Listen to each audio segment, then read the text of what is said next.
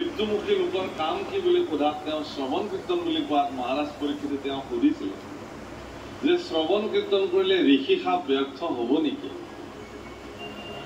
তেতিয়া গুৰুদেৱ ফুকে কৈছিল যে নহয়, ব্ৰহ্ম ঋষিৰ শ্ৰীমুখে ওলোৱা বাণী কেতিয়াও পৃথিৱীত বিফল নহয়।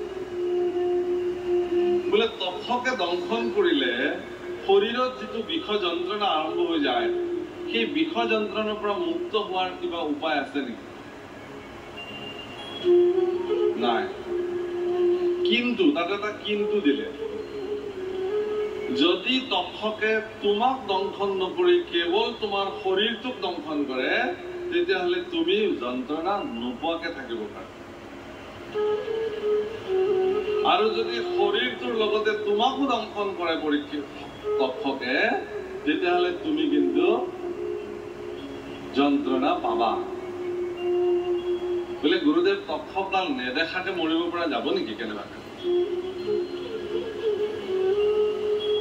বোলে যিডাল তক্ষকে তোমাক দংশন কৰিব, যিডাল তক্ষকৰ বিষ যন্ত্ৰণাত তোমাৰ মৃত্যু হ'ব, সেই তক্ষকডাল দেখি দেখি মৰা আৰু নেদেখি মৰাৰ মাজত পাৰ্থক্য কি?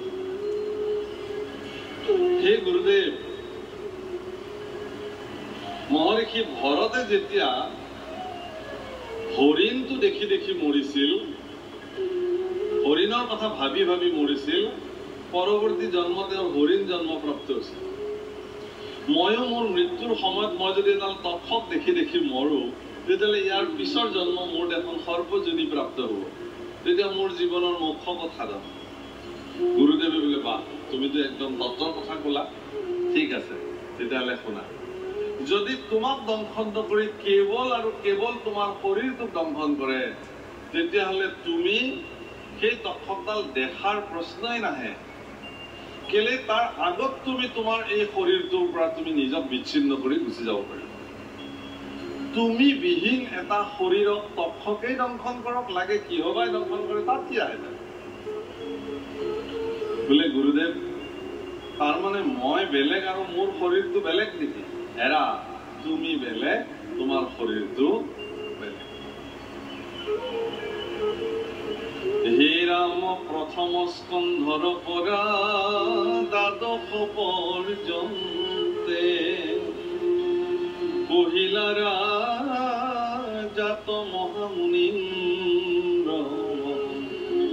প্ৰথম স্কন্ধৰ পৰা দ্বাদশ পৰ্যন্তে মহামুনীন্দ্ৰ মহন্ত শুকদেৱে এই কথাখিনিকে কৈছিলে যে তুমি বেলেগ, তোমাৰ শৰীৰটো বেলেগ। গতিকে তুমি বেলেগ, তোমাৰ শৰীৰ বেলেগ। আজি ভাগৱত সমাপ্তি ঘটিছে আৰু মহাৰাজ পৰীক্ষিতে এই কথাটোক উপলব্ধি কৰিছে। কৈছে সঁচাকে গুৰুদেৱ, তুমি মোক অভয় ব্ৰহ্মক দেখুৱাই দিলা। এতিয়া আৰু মোৰ কোনো শৰীৰৰ প্ৰতি মোহ নাই, একোৰে প্ৰতি মোৰ মোহ নাই। অভয় ব্ৰহ্মক মোক যেতিয়া দেখুৱাই দিলা, মোৰ চিত্ত তাতে প্ৰৱেশ কৰিলে। গতিকে তক্ষকৰ মৃত্যুৰ প্ৰতি মোৰ আৰু এতিয়া লেখ মানুহ ভয় নাই বুলি কৈছে। নাহি ভয় লয়লে, মোৰ কোনো ধৰণৰ ভয় আৰু এই যে মৃত্যুৰ প্ৰতি ভয়হীন হৈ গ'ল, এইটোকে অপৰাজেয় মৃত্যু বোলে। মৃত্যুক জয় কৰিব পৰাৰ ক্ষমতা। যিজন ব্যক্তিয়ে জীৱনত মৃত্যুক জয় কৰিব পাৰে, মৃত্যুক জয় মানে অমৰ হৈ থকাটোক নুবুজায় প্ৰভুসকল। মৃত্যুক জয় কৰা শব্দৰ অৰ্থ হ'ল মৃত্যুৰ ভয়ৰ পৰা নিজক মুক্ত কৰা। বহুত ব্যক্তিয়ে মৰিব নালাগাতে যদি মৰিব লগা নাছিলো তথাপি মৰে একমাত্ৰ মৃত্যুৰ প্ৰতি ভয়ৰ কাৰণে। সেয়া মইতো এতিয়া মৰিমেই এই বুলি মৰি যায়, ইমান ভয়। ভয়ে তেওঁক মৃত্যু আনিলে। ধৰা সাপেও যদি এজন মানুহ কামোৰে